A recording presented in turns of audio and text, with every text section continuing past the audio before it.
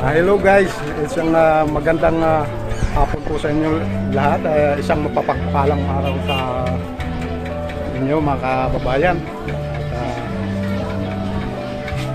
Dito ako ngayon sa bahay ni Kuya Rodolfo Gurtil. Siya po ay 74 years old na po. Ayan po. Dito po ako ngayon sa kanyang bahay. Ito po si Kuya Rodolfo. Ayan.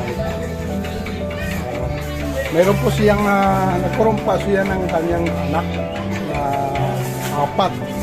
Pero yung tatlo ay mga pamilya na po ito. At bali isa na lang po ang walang pamilya, no?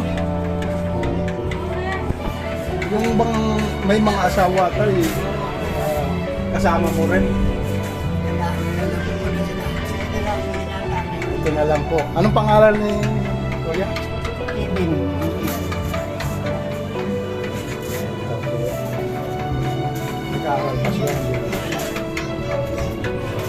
Yan po mga kababayan. Si Tatay Rodolfo po ay mayroong karamdaman. Yan po siya. Sige, tayo lang tayo. Yan po. May karamdaman. Anong karamdaman tayo? Sakit ang mga pamo. Kanyang mga paa. Hindi pa po ba kayo nagpapasikap? Sa maintenance po. Hindi natin malalaman kung anong mga dapat gamutin sa katawan. So, Hindi na ako magano, may pera ako pati. ayun.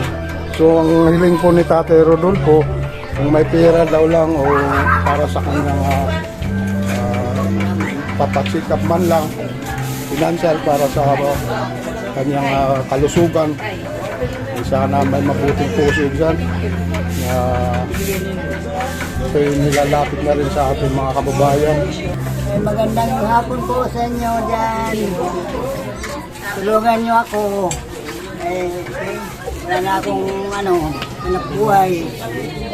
74 na ako ngayon. Wala na talaga anak buhay.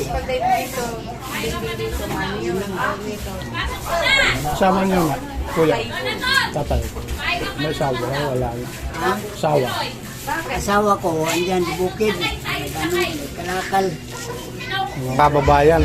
So, bali ang nagbibigay lang po sa kay Tatay Rodolfo ay yung anak niya, yung nasa tabi. Kung halimbawa wala siyang pagkain. So sa ngayon kailangan niya ng pampacheck up man lang. So, para na rin sa kanyang kalusugan at makarecover. So, ayan po. Tay, pwede ba masilip yung bahay mo, Tay? Yan mo mga kaibigan, nangingin na rin po ako ng consent kay Tatay Rodolfo para masilip na rin yung kanyang tinutuluyan. Yan po.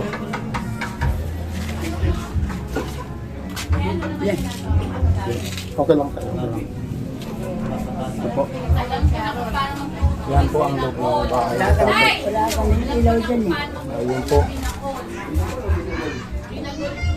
Ayun po, medyo madilim ang loob ng kanyang ilaw. Kanyang bahay. Ayun po.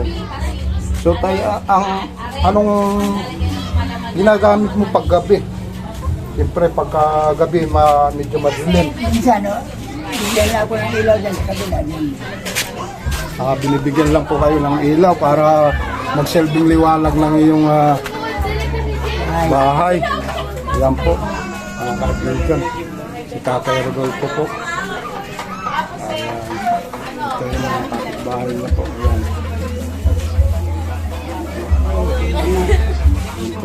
Bigyan ako ng konti lang. Ayan. Sige Tay, Rodolfo, sabihin mo na yung nais mo sa iyong pangangailangan. Ay, salamat sa inyo dyan. Ay, Sa mga kapatid. sana bigyan niyo ako ng tulong man lang. Kahit konti-konti lang. Para sa kabuhayan ko. Makakain man lang. Tatay Rodolfo ay nihiling sana na sana may magandang loob man lang sa kanyang pang-araw-araw. At ito'y malaking bagay na para sa kanya. Salamat. At saka sa pang-check up nga daw. Pag-check up. Oo. Kaya pang-maintenance niya rin. Yan si Tatay Rodolfo. Ayan.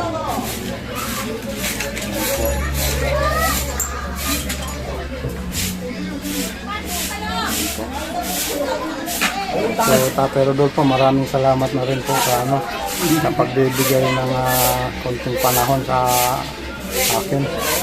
Sana may makapansin itong aking video. Kababayan mo. Ayan. Sa mga May pera.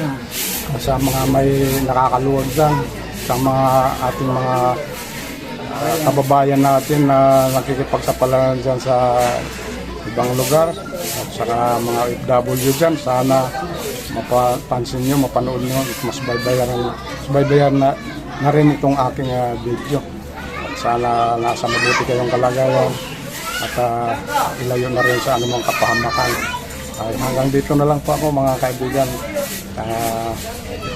Maraming salamat na rin po. At sa mga hindi pa nakakapag-subscribe sa aking new channel, like and share na rin po at subscribe na rin po sa Kuya Romeo Vlog. Maraming salamat po and God bless. Thank you. Bye-bye, Kuya. Thank you.